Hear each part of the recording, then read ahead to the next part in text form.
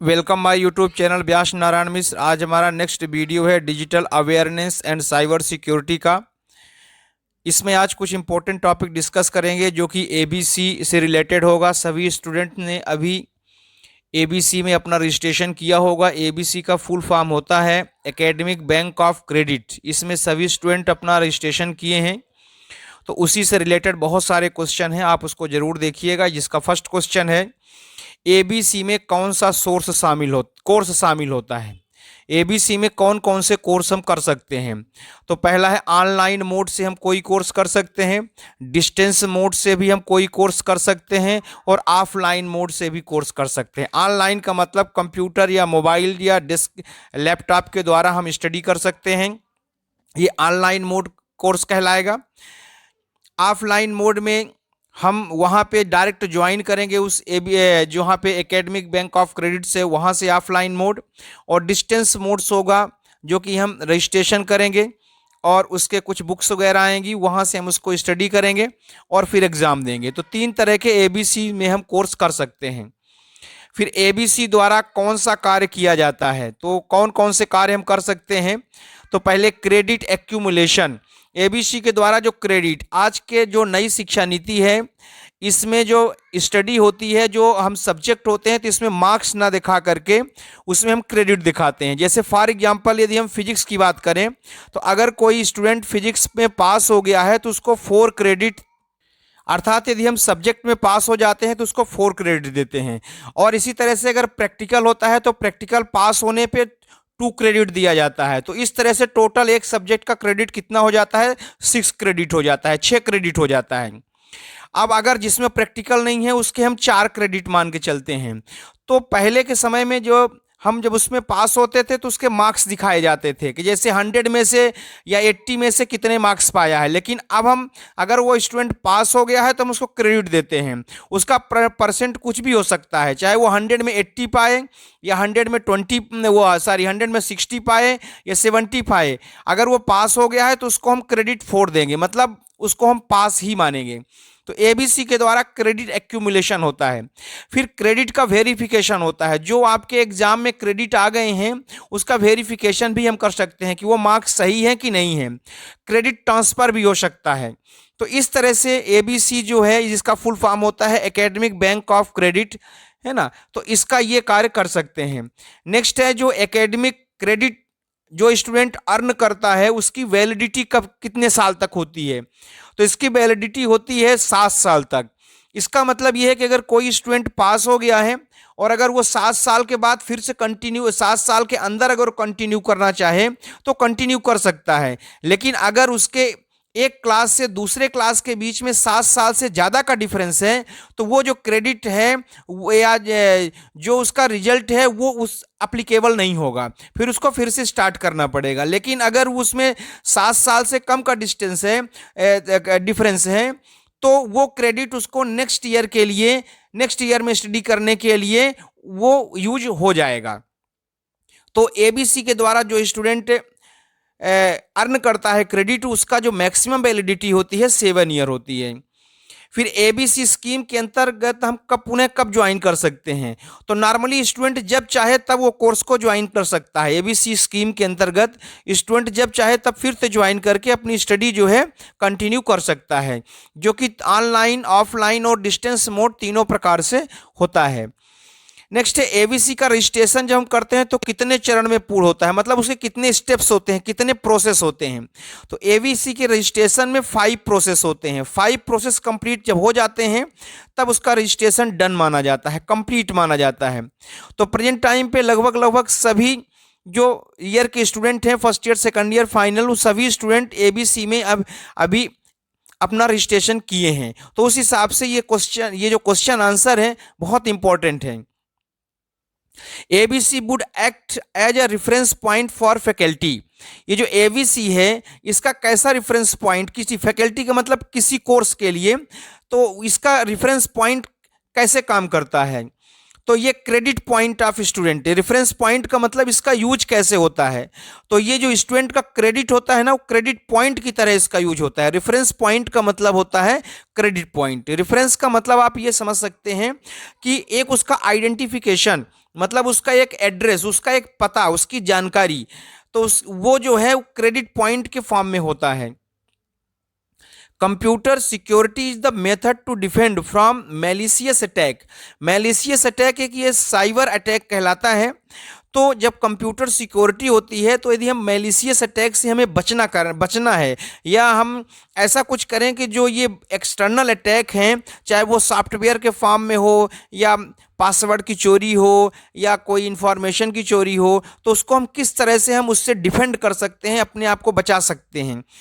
तो उसमें कौन कौन से हैं, तो हम कंप्यूटर के माध्यम से भी हम उसको अपने आप में अटैक होने से बचा सकते हैं। जो सर्वर होता है, सर्वर की हम प्यूरिफाई करके उसका आईडी पासवर्ड हम किसी को ना बताएं, उसको हम पर्सनलाइज करके भी हम जो ये एक्सटर्नल इफेक्ट हैं उससे हम अपने आप को सेफ रख सकते हैं। और मोबाइल डिवाइस, चूँकि कंप्यूटर और लैपटॉप में जब हम इंटरनेट चलाते हैं तो उसमें बहुत सारे ऐसे सॉफ्टवेयर हैं जो कि कंप्यूटर इंटरनेट के माध्यम से ऑटोमेटिक उसमें लोड हो जाते हैं लैपटॉप और कंप्यूटर में। चूँकि कंप्यूटर और लैपटॉप में जो रेंज होता है, जो स्पेस होता है, काफ़ी अधिक होता है। तो जो हम इंटरनेट यूज करते हैं, तो स्पेस ज़्यादा होने के कारण वो जो अनवांटेड सॉफ्टवेयर है, अनवांटेड जो ऐसी चीज़ें हैं जो कि हार्मफुल हैं, नुकसान कर सकते हैं, वो ऑटोमेटिक अपलोड हो जाता है। लेकिन मोबाइल में क्या होता है कि मोबाइल में जो स्पेस होता है उसकी एक मिनिमम रेंज होती है, और उसके जो एक सिक्योरिटी है वो काफ़ी हाई होता है, उसका जो एथेंटिकेशन है काफ़ी हाई होता है। तो जब हम मोबाइल में इंटरनेट चलाते हैं, तो ऐसे सॉफ्टवेयर या ऐसे अनवांटेड जो के प्रोग्राम हैं वो मोबाइल में अपलोड नहीं हो सकते, क्योंकि हम मोबाइल की लिमिटेड रेंज होती है। और ये जो अनवांटेड प्रोग्राम होते हैं, ये काफ़ी स्पेस लेते हैं। यही कारण है कि कंप्यूटर लैपटॉप में वायरस ज़्यादा आ जाता है। वायरस क्या है? वायरस का मतलब होता है एक ऐसा सॉफ्टवेयर, एक ऐसा प्रोग्राम जो कि यूजफुल प्रोग्राम को डिस्ट्रॉय कर देता है। क्योंकि वायरस का या जो सॉफ्टवेयर है वो काफ़ी जगह घेरता है, और जो यूजफुल इंफॉर्मेशन है वो एक लिमिटेड स्पेस घेरता है। उसको मिनिमाइज भी कर सकते हैं, रिड्यूस भी कर सकते हैं। तो जो एक्सटर्नल सॉफ्टवेयर है, प्रोग्राम है, जब वो यूजफुल वाले को डिस्ट्रॉय कर देता है, तो हम एक्सटर्नल सॉफ्टवेयर या प्रोग्राम को हम वायरस कह देते हैं। तो इसलिए मोबाइल डिवाइस के द्वारा भी हम साइबर सिक्योरिटी से बहुत कुछ अपने आप को बचा सकते हैं। साइबर सिक्योरिटी के और क्या नाम हो सकते हैं? तो इसको हम इंफॉर्मेशन सिक्योरिटी भी कह सकते हैं, और इलेक्ट्रॉनिक सिक्योरिटी भी कह सकते हैं। ELECTRONIC, इलेक्ट्रॉनिक सिक्योरिटी भी कह सकते हैं।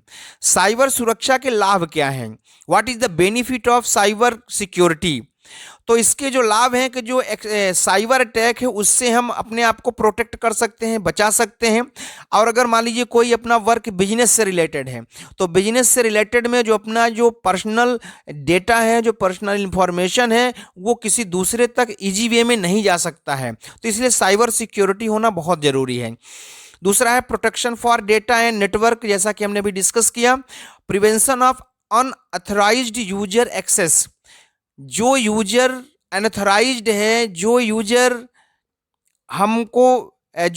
अपने लिए यूजफुल नहीं है, उसमें ऐसी सेटिंग आती है कि अगर वो हम सेटिंग कर देते हैं, जैसे व्हाट्सएप में आप देख सकते हैं कि यदि उसमें हम पर्सनलाइज यूज कर देते हैं, तो कोई भी व्यक्ति किसी भी दूसरे व्यक्ति को किसी भी व्हाट्सएप ग्रुप में ऐड नहीं कर सकता। और यदि उसको ऐड करना होगा तो सबसे पहले हम क्या करते हैं, उसको हम लिंक भेजते हैं।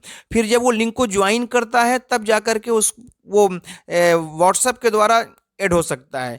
तो उसमें एक ऐसे उसमें सेटिंग होती है कि जो अनऑथराइज्ड यूजर है वो उसको यूज नहीं कर सकता। किसको यूज नहीं कर सकता? हमारे डेटा को, इंफॉर्मेशन को, हमारे जो सॉफ्टवेयर है उनको यूज नहीं कर सकता। उसके लिए उसके यूजर से परमिशन लेनी पड़ती है।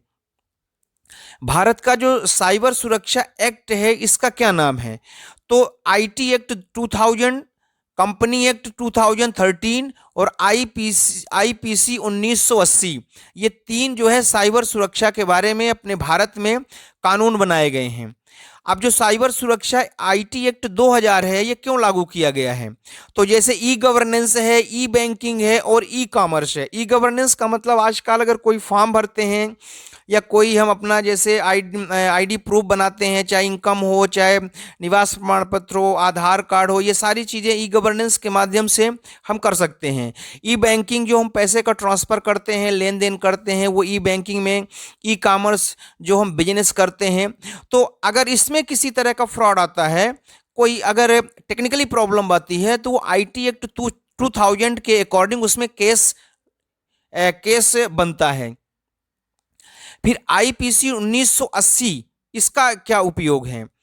तो जैसे थेफ्ट ऑफ इंफॉर्मेशन, कोई इंफॉर्मेशन को चोरी कर ले रहा है, या कोई ज्वेलरी को चोरी कर रहा है, कोई पैसे की चोरी कर रहा है। अब ज्वेलरी की चोरी, जैसे आजकल जो ज्वेलरी होते हैं अधिकतर बैंक में जो है रख देते हैं एक सिक्योरिटी पर्पज से। अब उसका एक सॉफ्टवेयर होता है जो कि यूजर को, जो अपना ज्वेलरी रखता है, उसको मिलता है।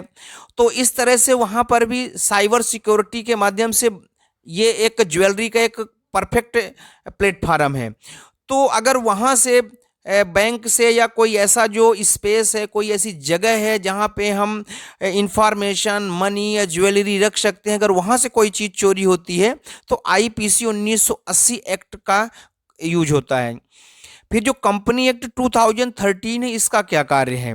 तो जैसे ई डिस्कवरी, साइबर फोरेंसिक और साइबर सिक्योरिटी, इन सारी चीज़ों को कंपनी एक्ट 2013 में ये एक्ट 2013 के अंतर्गत आते हैं। ई डिस्कवरी, जैसे कोई चीज़ खोज हो रही है, कोई सर्च हो रहा है, रिसर्च हो रहा है। अब हमने कोई चीज़ सर्च किया और उसको हमने पब्लिश कर दिया। अब अगर ये वो व्यक्ति कोई उसी इंफॉर्मेशन को या हमारे रिसर्च को कोई दूसरा यदि फिर से पब्लिश करेगा, तो वो चोरी मानी जाएगी और वो जो है कंपनी एक्ट 2013 के अंतर्गत आ जाएगा। इसी तरह साइबर फोरेंसिक और साइबर सिक्योरिटी का भी आता है। NCFS से क्या मतलब है? तो N का मतलब होता है नेशनल, C का मतलब होता है साइबर सिक्योरिटी और F का मतलब होता है फ्रेमवर्क, NCFS। नेक्स्ट क्वेश्चन है IoT का पूरा नाम क्या है?